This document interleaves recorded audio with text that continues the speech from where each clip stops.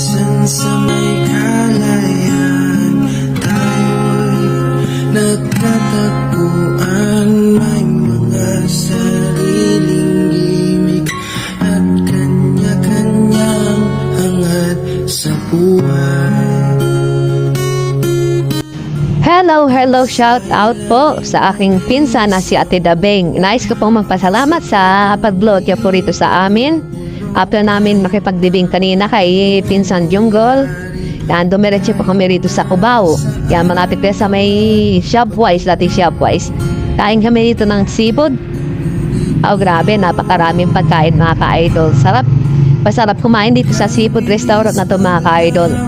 At siyempre, hindi kami makakakain yan ng ganyang kamamahal na pagkain kundi dahil sa aming pinsan na si Ate Dabeng. Muli po, maraming salamat po kay pinsan Ate Dabeng at condolence din po kay Ate Lilet at sa kanyang pamilya. Maraming salamat din po kay Auntie Becca, ang Dalvino at sa lahat mga kasama namin po. Muli po, maraming salamat. This is po Papa J Motovlog.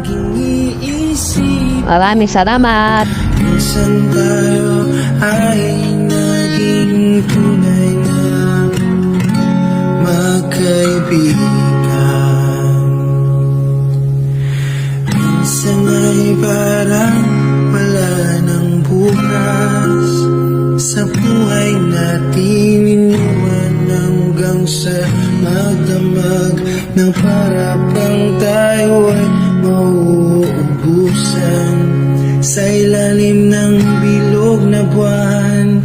Mga tiyan natin walang laman, ngunit kahit na walang pera, ang bawat gabi anong saya. Ngunit ngayon,